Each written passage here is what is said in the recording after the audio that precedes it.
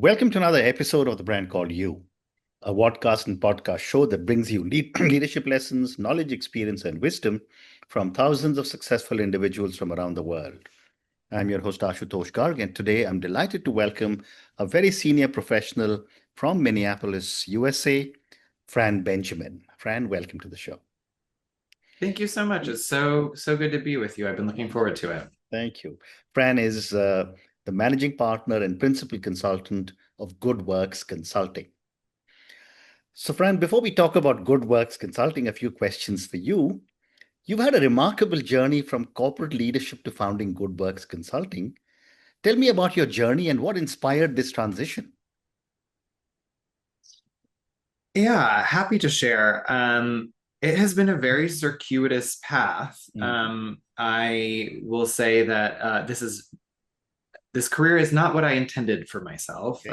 I once upon a time left Minneapolis bound for New York City to become an actor. And that was the original intent. And because of some family health and financial challenges, I wound up back in Minneapolis temping for a global agribusiness. And one thing led to the next, and some kind of upward mobility and an unanticipated journey and set of skills in the corporate sector led to a long 20-year corporate career. And that has included global supply chain management to, I once worked on a commodity trading floor. And then more recently, my career has really been focused at the intersections of human resources, the study of leadership, and diversity, equity, inclusion. So both for consulting organizations, as well as leading the HR function on the executive team for a couple of life sciences companies. The reason that I came to Good Works, and I should be clear to say that I am not our original founder. Our company was founded by a good friend and long-term colleague of mine. Her name is Monique Cadle in 2019. And I was actually kind of behind the scenes advising the firm until 2021. And the reason for coming to Good Works, and I suppose she and I founded the partnership that is now Good Works Consulting, was because of a desire to create something that could be an antidote to some of the challenging work environments that so many of us spend our time in. One that really prioritizes human thriving, sees the full complexity of the individuals that comprise an organization, and ties that full complexity to the success of the organization. And so many workplaces see people as cogs. And that is not what we wanted for Good Works. And that was, I think, the real motivator for me to be here. Amazing. And how has your own identity as a non-binary queer person shaped your approach to leadership and consulting? Great question, and a big one. I think that there are probably so many ways that I am not even yet fully aware that my gender identity and sexual orientation have shaped the way that I lead. I think that probably a easy thing to point to is the way I prioritize holding multiple truths at the same time. And so there is a tendency among leaders and among all of my clients, or clients in the future, to see the world and the leadership challenges before them in binary terms. Either good, bad, go, no go, views, a propensity to view the employee teams that work for them in these terms as well, like high performer, low performer, high potential, low potential. And I think that my experience living at the sort of margins of multiple identities has shaped the way that I see the leadership task as one that is much more complex. That if we make space for the reality that in any given moment a leader might be both both confident in their decision as well as uncertain and maybe even scared. And so when I'm coaching executives, I try to help folks see that fullness of their internal experience. And it's from that place that the leader can then get a little distance from the complexity of those varying voices to make a decision that's informed by their inherent wisdom. Well and said. so I think that my identity, I think, has shaped that. Fascinating. Thank you. Great response. So, Fran, now let's talk about Good Works Consulting. And, there are three pillars that I picked up from what you sent to me. One is transformation, the other is coaching, and the third is DEI. So I've got a few questions on each of these three. Let's start with transformation. How do you define organizational transformation, and what makes it sustainable in your experience? So organizational transformation kind of has a broad definition in that it is the experience of making significant change as an organization. So you can think about this in terms of anything from new market entry to reductions in force or layoffs, or trying to embed and infuse a new culture in the organization, new product development, all of these large impacts or large decisions or large initiatives that have a significant impact on the way that an organization operates. So all of that, I think, would fall into the umbrella of organizational transformation. And the way to answer your question about sustaining, we think about sustaining these transformation by tending to three core areas. And we try to really simplify this because there's a lot of theory about change management. There's a lot of methods and modalities, but at its core, we think about it in terms of head, heart, and body. So in order to sustain a transformation, we want to ensure that the folks working towards that transformation, the employees, know what they need to know. So that's the head, to make the transition stick. That you're curious about what you hope they might feel, how they might be inspired by the transformation, and that they feel a sense of motivation, inclusion, belonging with regards to that. That's the heart. And then body, we ask this question: what do we need them to do? What do we need our folks to do to make the transformation stick? And when we find that organizational transformation is not successful, usually one of these three dimensions is under addressed. So we're not maybe necessarily tending to the felt experience of our employee population to make the transformation stick. We just ask them to do the thing we want them to do with their bodies, and that might happen for a short period of time, but it might tucker out. And what role does storytelling play in shaping organizational culture and values? What a thoughtful question.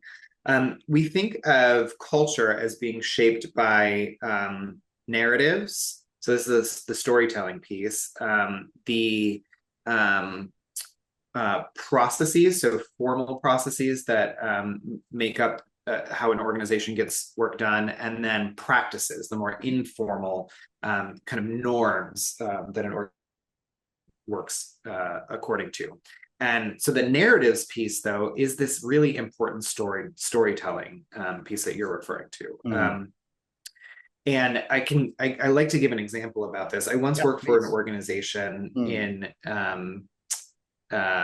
Minnesota, where there was this kind of like lore, this story about how a CEO in times gone by during a blizzard um, drove his snowmobile to get to the office. Mm-hmm.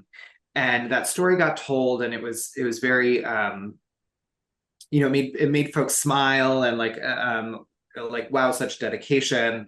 But it had such that story, although simple, had such profound impact from a culture standpoint, because what does it say to an employee Mm-hmm. population about the expectations of Mm-hmm. their work? That we have a nose to the grindstone culture, that we arrive at all costs, that even when the going gets tough, we're doing everything we can to move challenges out of our way. Mm-hmm. It says something about work ethic. It says something about, you know, in this day and age, in 2025, where work has been done so much more remotely, it says something about the in-office culture. So just that one story can have such an impact on how employees view their own expectations. Right. And so we infuse storytelling in really everything we do. Well said.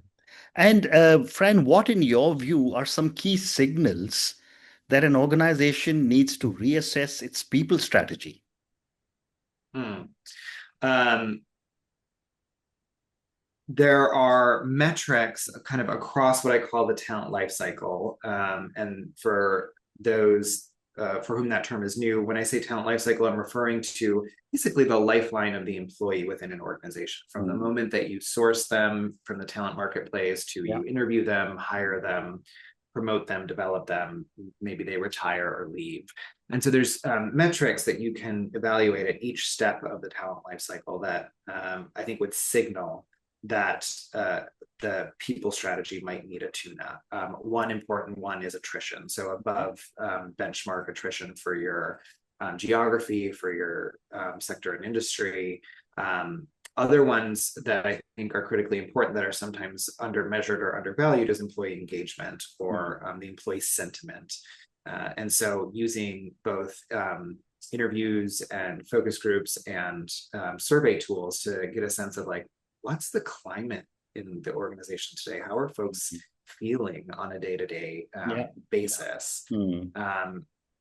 Offer accepts, meaning if you're not receiving acceptances of the offers that you're making to candidates at the rate that you might like, that would be another important signal. Mm. And then feedback from your executive counterparts and the organization about your operations. Mm. So, you know,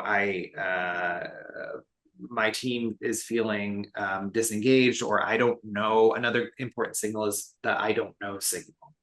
So I don't know how XYZ operates here is a great telltale sign that there probably needs to be some attention drawn to an element of your people strategy. Mm. And the challenge, of course, is that in lack of knowledge, people fill in stories. So I don't know how promotions here work. Yeah. Yeah. I'll fill in the story that promotions are unfair here. Mm. And so addressing the I don't know phenomenon is, I think, really Well important. said. Well said. Let's now talk about coaching. You coach C-suite executives. What common blind spots do you encounter the most? Mm. This comes back a little bit to the earlier conversation we were having about seeing the full complexity of oneself and not in binary terms. The coaching approach that I use really rests on the premise that in order to be successful, an individual would tend to the vastness that makes them who they are. And this includes their emotional selves, their relational selves, their somatic or physical selves, certainly their cognitive intelligences, but also their spiritual selves, if they have a spiritual practice, and the extent to which all of these things integrate with one another. Right. And so when I'm working with an executive, it's not so uncommon that, particularly in the West, in the global North, in the US, that we have been trained to operate from only the head. Mm. only this cognitive place, and that we're asked to leave our emotions at the door, leave our bodies at the door, Mm. and just give a great board presentation. Mm. Um, some of the things that I work to help uncover with my executive coaching clients is to see the fullness of those various elements that I just mentioned within them. So Mm. what is my emotional experience? Can I articulate and name the emotions that I'm encountering? Mm. Do I have body awareness such that I know, like, when I need fuel, when I need rest, Mm. so that the whole system, the whole kind of machine, and I don't mean to objectify the human body, but the whole system Mm. thrives like along all of these elements, so that I can navigate the upcoming challenges that I have with grace and excellence, Mm. not just from a place of cognitive intelligence. Great response. And what is your approach to helping leaders become more self-aware and maybe develop an emotional intelligence? Yeah, so we do a lot of different things on this front. So it's not atypical for coaches to conduct what they call an intake process, Mhm. and we do a great deal to learn about the person before us through lengthy conversations. Mhm. We will also, though, conduct 360-degree interviews, maybe even using survey tools to do this, to ask folks in the environment around our coaching clients what they perceive of this person. Mm. That's kind of a first step at scratching the surface to build self-awareness, is hearing the feedback from the coach, hearing the feedback from others in their environment. Mm.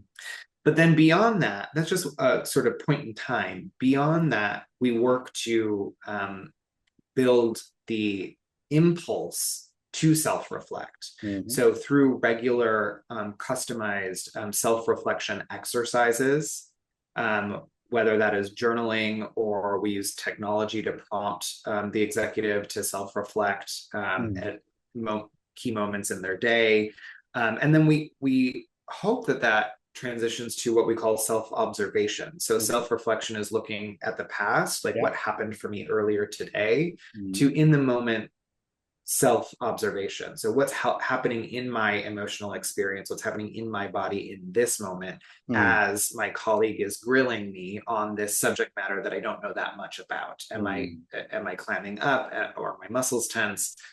So we work in real time with our clients to practice that in the coaching session, but then Mm. also prompt them to build that capability outside of the coaching room, so to Well speak. said. Well said. Let's now talk a little bit about diversity, equity, inclusion. Mm. And you often speak about equity and belonging. Mm. How do you distinguish between these from traditional DEI? What an important and topical question. So, as you know, it's June of 2025, and in the U.S. there is currently a very strong backlash Yep. against diversity, equity, and inclusion in Mm. the socio-political landscape. And so, this is I'm so grateful that you're asking this question, because this is another example where, in lack of information, people fill in their own stories and Mm. narratives. And I think that the acronym of DEI has done us a little bit of a disservice, in that Yeah. it's not describing the actual work that's being Mm. done. Mm. So you asked specifically about equity and belonging. Mm. And so those terms I'll define. So equity is the uh, existence of processes and practices Mhm. that disallow disproportionate advantage or disadvantage Mhm. being provided or existing based on demographic characteristics. So there were several double negatives in there, but effectively, we want to ensure that outcomes and the processes within an organization don't unduly benefit Mhm. or disadvantage folks Mm. based on things like race, sexual orientation, gender, disability status, things like that. Mm. And but that requires, as distinct from, let's say, diversity and inclusion work of 20 years ago, is that we acknowledge where those disparities exist within an organization and work to rectify them. Which is slightly different than just let's get a vast diversity of people within our organization. You can have that, but there might still be disparities in how they're treated within the organization. So that's the equity piece in your question.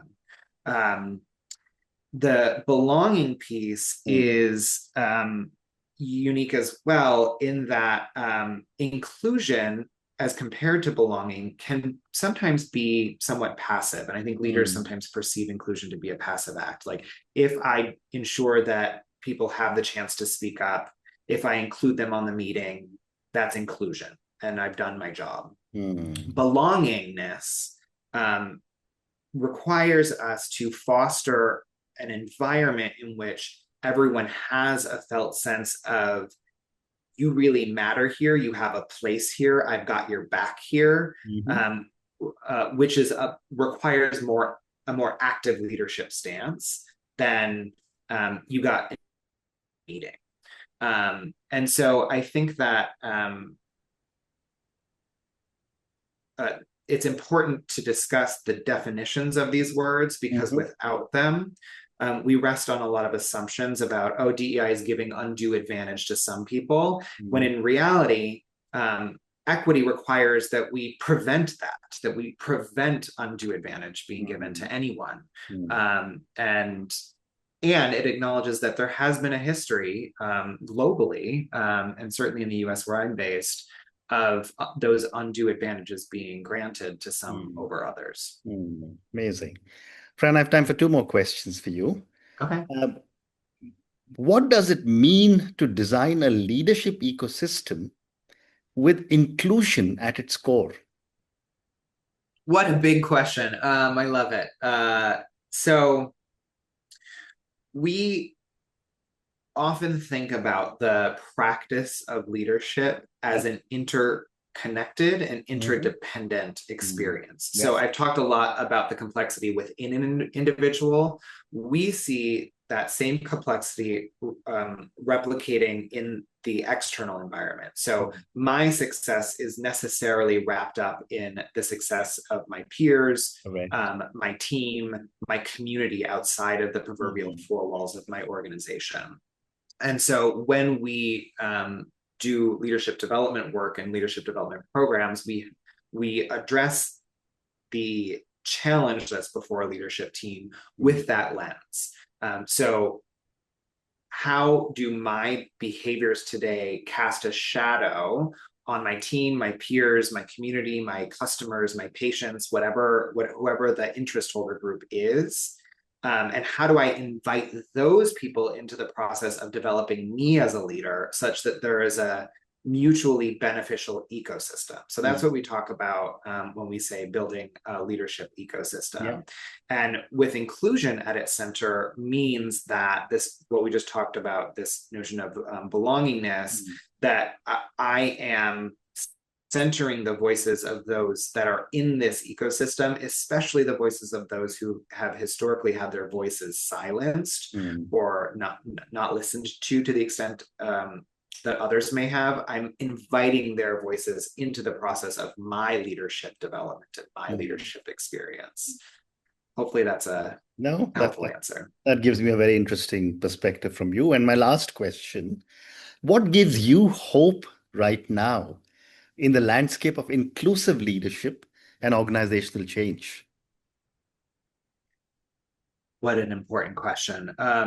I am really inspired right now by the number of leaders and organizations that are standing by principles of inclusion, diversity, and equity in the face of challenge. So in the US, we have seen several publicly traded companies be faced with shareholder propositions that would require companies to undermine diversity or undermine equity and inclusion. And we have seen shareholders for many organizations vote against those propositions.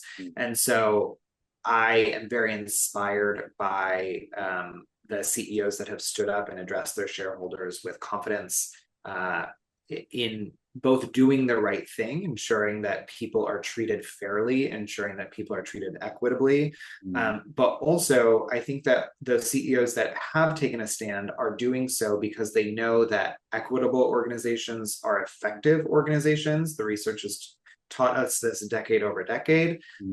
And they are articulating to their shareholders to undermine diversity, equity, inclusion would also undermine the success, the profitability, the market share, the innovation of my organization. And so even with governmental pushback, when leaders stand up strongly on this topic, it gives me a lot of hope.